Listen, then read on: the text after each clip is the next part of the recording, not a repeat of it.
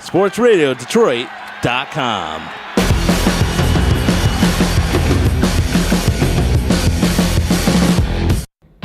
Let's go out and leave it all on the field. It's going to start with us. We got to make plays in order for us to win. All you got to do is do your assignment, nothing more. Let's go. Playmakers on 3. 1, 2, 3, playmakers. Matthew leans in, he's got it, wants to throw. Pressure comes up the screen, got it to Riddick. Riddick to 15, Riddick 10, Riddick 5, Riddick end zone! Touchdown, Detroit Lions! He's to Abdullah, right side, got a hole. Abdullah 20, Abdullah 10, shakes the man at the 8, and dances into the end zone. Touchdown, Detroit Lions! The action fake, he's going to throw. Rhodes does, it is picked up by Lions. Coming back the other way off the deflection. Glover Quinn, back to the house. Touchdown, Detroit Lions! 38 seconds left. Bradford's got it on third down. Sets and throws. It is intercepted. Darius Slay's got it at the 30. Slay inside the 25. Matthews got it. Looks right. Throws. Caught. Golden Tate. End zone. Touchdown, Detroit Lions.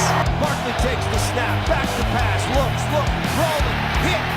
Still alive. Now he's not. Going down. Sack. Back outside the 50-yard line. Kerry Hyder's got it. Backing up, looking for somewhere to go. Stafford's going to tuck it and run. Stafford at the 5, 3, 2, 1, end zone. Touchdown, Detroit Lions. Oh, Matthew took it home. Lions SRD on sportsradiodetroit.com.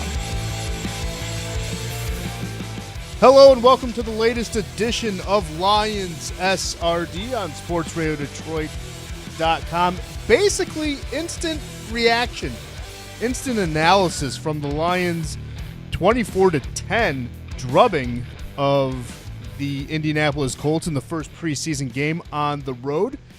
Marty got a chance to see the uniforms in action for the first time. Did you like the new uniforms, like seeing them on TV instead of just like through a camera lens? What were your thoughts on that? I did. I thought they were real sharp. Like at first, I was real unsure about them because I'm kind of traditionalist. I liked our older ones. And then they went to the ones they had the past couple of years with like I think somebody called it a fierce lettering or whatever you want to call it. Mm-hmm. But so I was kind of unsure about these ones. But then I got my Davis jersey in the mail, and I'm all in. I liked them. I was gonna say the only thing that I do not like is that because at Lucas Oil they had the roof open, so normally it's a domed stadium, but with the numbers being the dark gray and not having a white contrast. Whenever they moved from shadow to light, kind of seemed hard to kind of see, at first glance, who was making a play, what was happening. But, yeah, I mean, so far so good. I was kind of disappointed, though, I'm not going to lie. I was really eager to see the away uniform. The white jersey, blue pants. I think that's going to pop on television really, really well and really, really nicely. So I was kind of, upset that we didn't get to see that. But other than that, all in all, pretty good day for the Lions, except Matt Stafford had an interception. People want to say that it was his fault. It was Marvin Jones's fault. Overall, though, Marty, what were your thoughts from the first preseason game before we start drilling down into this sucker? People are going to harp about that interception, but like you said, that wasn't on Stafford. That was kind of bounced off of Jones' hands. So I didn't mind it. I was impressed with Rudock. I think we both have to get on that Galladay hype train. That seems to be a real deal. I think that's full by now. My goodness. Hey, we can always add a caboose or a snack cart, whatever you want to call it. But, exactly. Adding another car. I saw somebody, and I hope somebody trademarks it. I heard saw somebody on Twitter today call him Babytron and I thought that was pretty clever because he looks like Calvin out there. See, I think he looks more like Herman Moore. I don't think he looks like Calvin. Calvin was, that's just me. I don't know. I think it's something that obviously it's encouraging. The first touchdown catch, him falling into the end zone, also kind of shoving off a defender as he was making that play, and then 2 plays prior to that gets basically mobbed, and then he still finds a way to catch a football. He's making great plays. Don't get me wrong, but I don't know. It's something that I don't want to call him like Babytron. There has to be a better nickname for him than that. There just has to be, if there's going to be a nickname, right? I mean, Probably, you would think, but I just thought it was pretty good because people were still not. They're still not over the loss of Calvin Johnson, and it's time. They got to move on. It's been a year. Let it go. As we said the last podcast, until he comes back for a Lions training camp, people are still going to harp on that guy for whatever reason. But yeah, no, I agree with you though. I mean, Galladay's debut was. I mean, let's. I don't want to say like it was absolutely fantastic, but it was definitely eye-opening. I mean, because Marty, you and I talked about it ad nauseum last week, right? I mean, we heard from Sean Ballegiant saying that this guy's just really, really good. We heard from Tim Twentyman. We heard from Justin Rogers. Anyone that basically covers the Lions basically said this guy is making plays. This guy is good.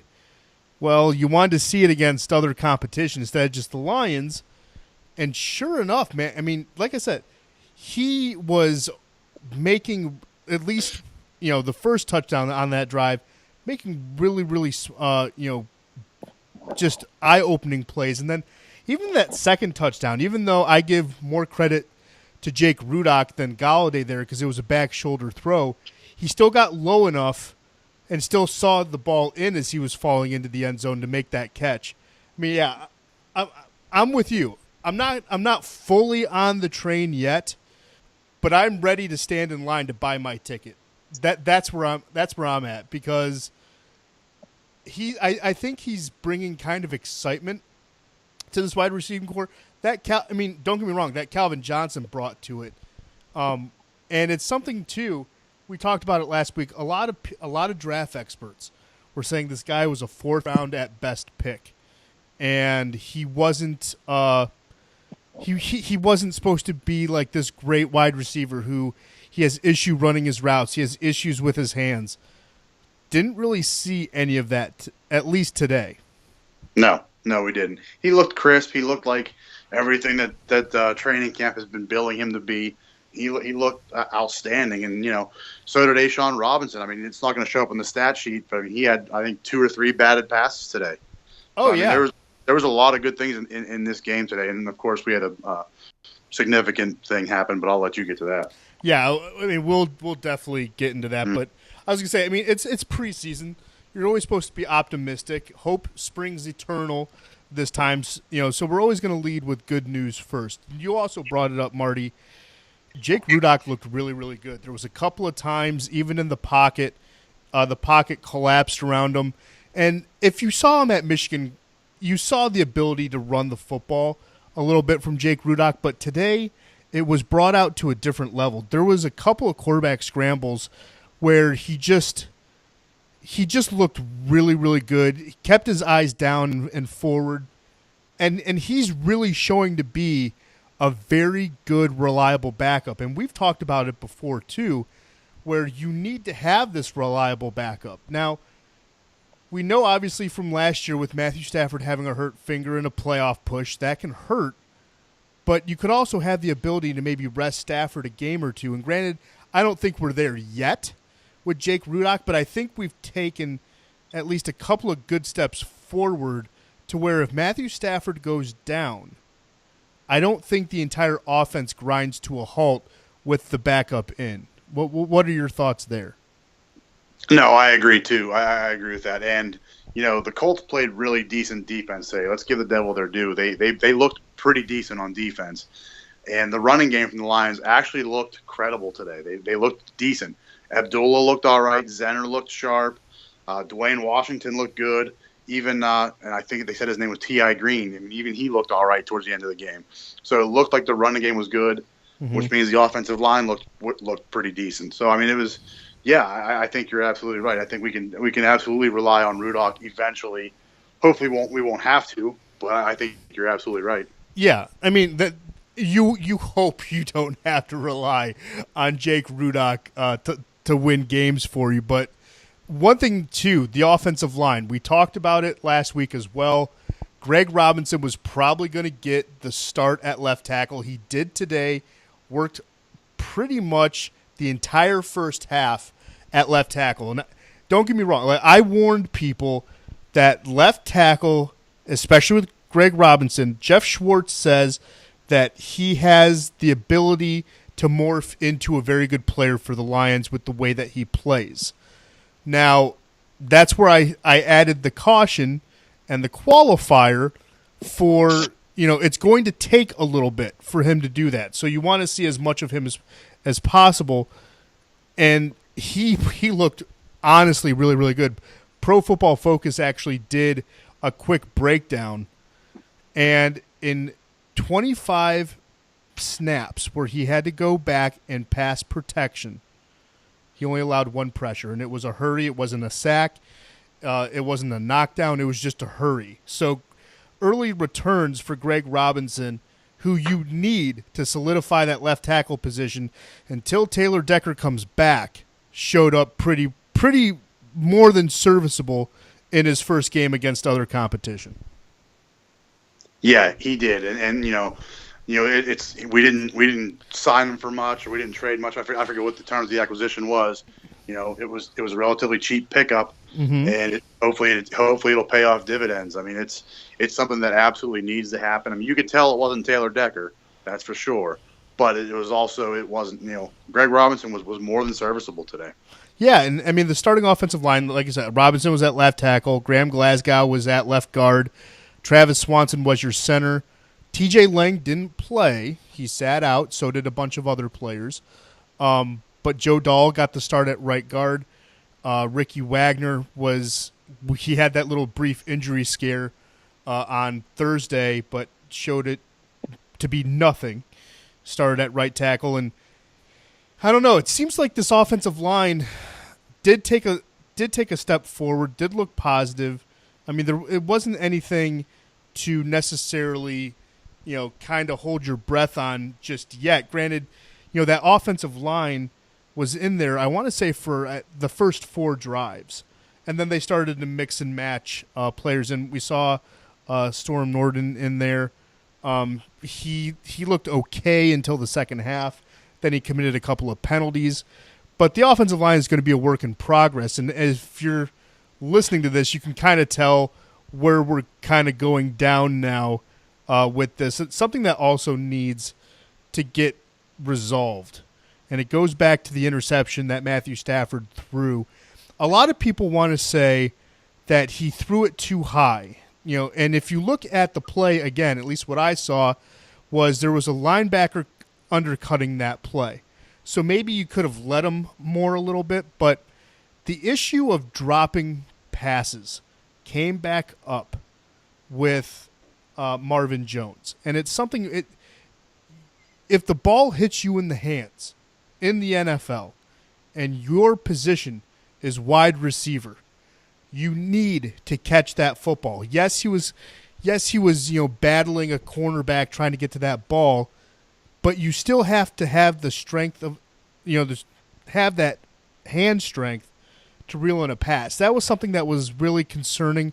Another thing that was really concerning, Michael Roberts, he made good catches, but after he caught the ball, he got careless with the football, and he fumbled the ball after one catch. He fumbled the ball out of bounds after he got hit. So it's just one of the things that you look at those, and it's something that is concerning, because it's something we've seen now for the past couple of years. Lions wide receivers don't have the surest hands. We've seen it repeatedly, and it's something that we saw throughout the first week of training camp, and now the first preseason game. A couple of guys are still having issues with it. What's your take on the wide receivers with that, Marty? I think you hit the nail right on the head with that. I mean, it's another thing that I thought was disconcerting about Roberts is when he did make the catches, he looked unsure what to do, which was kind of weird because they said he's like a natural receiver, and it just when he would make the catch, he would like freeze for like a millisecond, like, oh, what am I supposed to do? Should I go forward? Should I go to the sideline? Like you could just see, like, I don't think he's ready in game shape yet. He didn't look, not to me anyways. He didn't look like he was ready. Like he didn't know what he should do. And that was scary because he's a 4th round pick, which means there's potential upside there. and he's, I'd imagine, going to be our second string tight end. So it's like he's got to get with the program here, and he's got to wake up. But I mean, that could also be chalked up to nerves. It was his first game. Mm-hmm. So I mean, that's the point of preseason. Get these bugs worked out. But you're right, ball security is an issue. Yeah, it is, and it's something. You're right. I mean, don't get me wrong. It's only the first preseason game. I get that. I understand that. You make a great point, Marty. Could be nerves, but it's something that you need if you want to secure a spot and you want to earn more reps. It's something that you have to clean up, and it's something too. Going back really quickly with the offensive line, it just kind of popped in my head. While Greg Robinson looked good, there was times that interior of the line did not look all that great. There was a couple of times Glasgow got burned a little bit on the inside. So that interior has to get things shored up. Granted, they still need to gel and understand everything. But let's get to probably the worst news of the day because it's quite frankly awful. Kerry Hyder, who led the teams with 8 sacks, went down with an injury. I want to say it was about midway through the first quarter, and it's something that when you look at it, when you look at the play, he goes down on his own. Yep. It's something. He's not like he was undercut. He tried to cut back inside, and he just fell to the ground. And then you see the trainers kind of clutching the back of his leg, which usually means an Achilles injury. And the thing with the Achilles, they just said that's exactly what it is. Okay, so we got it confirmed. It was an Achilles injury. Now, here's the worst part about that. Those take 6 months, not weeks, to come back from. So you're looking at a team that's already missing Ezekiel Ansah, Cornelius Washington, Armonte Bryant, and now Kerry Hyder. That is four defensive ends that this team's going to be without. Now, granted, Ansah can still come back, but we haven't seen him taking any positive steps forward at coming back. Same thing with Washington. Armonte Bryant, you're missing the first 4 games anyways because of the substance abuse suspension that he's going to face. So it's something that obviously you don't want to see happen, but it's just now the Lions have to go out and Bob Quinn needs to do something to help bring in another defensive end. Because, yes, Anthony Ziddell showed flashes. The guy from UNLV, Jeremiah Valgogle, showed pretty good flashes as well. But, again, that's not enough. That's not enough depth at the position, for the Lions. So, yeah, I mean, it's something that you always hear that, injuries happen. It sucks. This does a little bit more than suck. This is downright awful. Awful. So, it's something that you hope Ansah comes back strong because this injury is going to last Hyder probably a good solid 6 months until he comes back. Yeah, and the even worse thing is Brandon Copeland, who does linebacker and defensive end flexibility, he hurt his shoulder. So now you're looking at, okay, now we're down a potential linebacker as well as 2 defensive ends, depending on where they wanted to line them up. It could be really bad. I mean, you got to look at guys like O'Connor, the 7th-round rookie. You got to look at him. Hopefully he steps up and makes some plays. You want to see continued progression out of Zettel.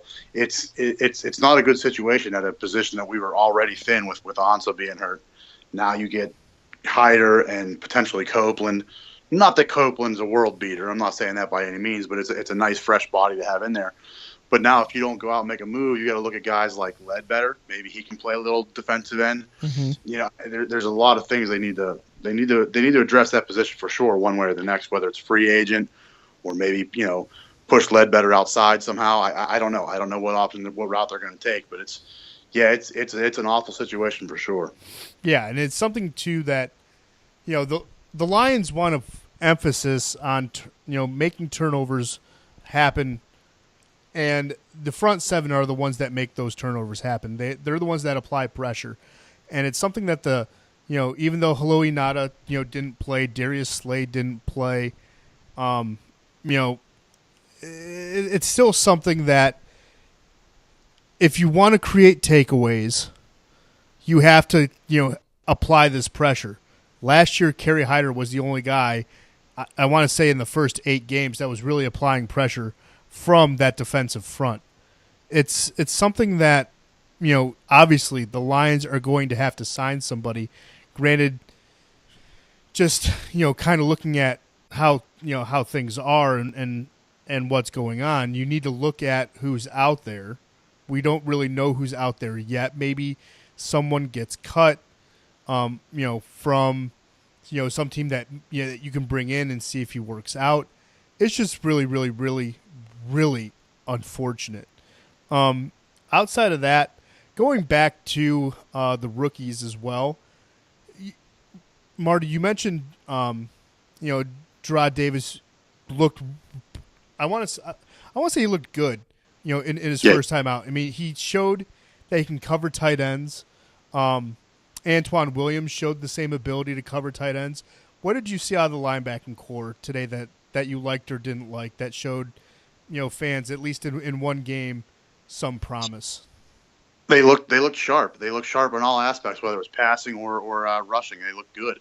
Davis was out there making the right calls, they weren't caught out of position. Warlow, I think he even had a sack late in the game, I believe. A sack or a hit behind the line or whatever. I mean, he made a nice play toward the end of the game. Last week or last episode, I mentioned I wanted to see Reeves Maben make some plays, and he did. Reeves Maben made some nice plays out there. I want to say he had 1 or 2 pass deflections and a couple tackles. He made nice plays. The linebacker core, I think, is going to be a strength this year, whereas last year it was a weakness. I think it's going to be one of our areas where they're going to excel this year if they continue to play the way they did today. They look strong. Yeah, they looked athletic. Not just strong, but they looked athletic. They looked like they could flow to the football. I mean, Whitehead looked good. Williams, like I said, looked good. Davis looked good. If that's your new starting linebacking core, that's not a bad core to have. I mean, that is something that, like I said, looked athletic. Marty, you said looked strong. They looked quick. Laterally, they could go sideline to sideline. So that alone is encouraging. And also, something that was encouraging too, that a lot of people maybe want to show cautious signs of optimism, I'll put it, with Jalen Tabor. I'm not going to call him tease until he, until he basically earns it, because I'm that stubborn person. But Jalen Tabor looked good in run support, had 3 tackles, didn't have any pass breakups, but you can see that they're easing him into the game, knowing that his Achilles heel is speed and that he does have game speed, but he doesn't have recovery speed. So he was going up against a lot of 2s and 3s. But like I said, he looked good in run support, which is something that he showed at Florida. So if he can still show that, that's really going to help that front 7, play well. And an acquisition that the Lions made in DJ Hayden, he looked good as well. I mean, he defended a couple of passes, I believe had a breakup. Like I said, he looked good considering. He's a guy that you need to step up as well. What were your thoughts, at least with the secondary? Because I know Glover Quinn only played 2 series. He didn't really play anything outside of that. But for all intents and purposes, I think the secondary showed us a little bit. What do you think? I agree. They didn't really let up any big plays. Again, granted, Scott Tolzien is not Andrew Luck. I understand that. But, neither was Case Keenum, and Case Keenum torched this defense last year. So yeah. They looked good. Lawson looked good. Alex Carter looked good at safety. He almost had an interception in the, I want to say, first quarter, maybe early second. He almost had one. So the secondary looked good. They looked, I was impressed. And, hopefully they just keep trending upward. And something we talked about last week, we were talking about the receiving core. And I thought the receiving core outside of that one drop that Jones had, I thought looked pretty good. Or not Jones. Yeah, Jones. TJ Jones looked good. Aberderis looked good. It's going to be. I think when push comes to shove, it's going to be hard seeing who makes this 53-man roster if they all keep playing this way. Going with Abadaris really quickly, he's a guy, at least to me, I want to have on the roster, and a guy like Jace Billingsley I want on the practice squad. TJ Jones did make one catch for 22 yards. He looked okay, but Abadaris really showed me something today in the limited amount of snaps that he played. They were talking on the broadcast, at least here locally. I don't know what was being said with the NFL Network. Oh, you don't even want to know. They were so bad. I mean, I don't like to slam people in the profession. I don't like to. They were butchering names. They were butchering positions. I mean, even their own team, because it was the local team. It was the team broadcaster. We had Colts announcers. Okay. It was bad, dude. They butchered everything. They were just awful. Well, I was going to say, it was funny. The NFL Twitter feed did have Galladay's first touchdown as a full-length video, and you could tell it was bad. Because, that guy, people want to knock on Joe Buck for being boring. The guy for the Colts, and I'd have to look up his name, but you would think if he would have talked any louder or showed any type of excitement, a funeral would break out. Yeah. I mean, even for spectacular, I get it. It's preseason. But you have to at least be, semi-impressed with some of the things that happened from that little clip alone. He was not impressed. No, and it was funny, though, because, a lot of times you'll hear the fans say, we need to do this, we need to do that. Well, the one commentator, and again, I don't know their names, but the one guy, he kept saying we need to get better in pass defense, we need to do this, we need to start running the ball more. And I'm kind of thinking, wow, that's really weird to hear a professional commentator say we. But then I was thinking, well, if he's a Colts commentator, I guess it makes more sense than if Joe Buck was doing it or Aikman for a Cowboys game. Yeah, and plus color guys can get away with that. But going back to my original point, though, with Rudock and Abadaris, there was a play where the corner was about 8 yards to 9 yards off Abadaris. And not Dan Miller, because Dan Miller did the radio broadcast. So Matt Shepard showed he gave a little tidbit where Rudock and Abadaris know that if that is going to happen, if someone's going to play about 8 yards off of the line of scrimmage, that they're immediately, between the two of them, are just going to do a quick bubble screen. And sure enough, Abadaris took that bubble screen, and I want to say got 12 yards or so. So, 17 yards. I undercut him by 5. But, I mean, he did a nice little shimmy to get back inside and go. I mean, he's a guy I think will work really, really well with Golden Tate in the slot. You could have both these guys in the slot, even Abadaris still on the outside. And it's something that, again, was very, very encouraging because, Jace Billingsley would still be served well to be on the practice squad. I don't think you necessarily have to worry about anyone maybe stealing him off the practice squad or anything like that. I don't think Keyshawn Martin's probably going to make this team. No. I thought maybe he would be there in the return game, but they went with Washington on kick returns and Agnew on punt returns. They seem to be okay, so that's another wide receiver that gets dropped out. I honestly think Abadaris may have a spot on this team, and it was something that it seemed like just a throwing a little pebble into a well, see if a wish comes true when they signed him in the offseason last year, because it kind of just went under the water. People were like, oh, yeah, that's great. Yeah, Abadaris, they're going to kick the tires. So far, so good. I mean, like I said, Abadaris is showing to be a nice veteran presence that this team, not just has veteran presence and, youthful players that are talented, they're actually creating just quality depth across the board. And it's something that we've talked about with Bob Quinn, is that in the first 2 years, and it's something that you did kind of notice today, there is quality depth across this entire Lions team. And Abadaris only speaks to that. Yeah, he absolutely does. I mean, it seems like he's making all the right moves as far as signings and drafting and things like that, which is something that we as a fan base are not used to. So it's good to see that the guy piloting the ship at least has his head on straight. He seems to really know what he's doing. Yeah, and it's going to be interesting to see what happens on Saturday. We'll probably do, another Lions recording just to get people caught up in the middle of the week of any stories that happen. Players will be available so we can talk about what they had to say and anything like that, because you never know what could happen. But the next time we'll see the Lions on the field against any competition, it's going to be a home game at Ford Field at 7:30 against the Jets. So even though it's still preseason, it's the Jets beat the Titans in their preseason game. It wasn't anything crazy. It was a 7-3 win.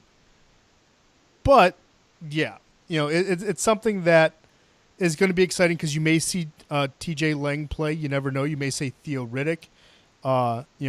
Guys that were out may be in. So there's stuff to look forward to next Saturday. And obviously, for all the renovations at Ford Field should be fully completed.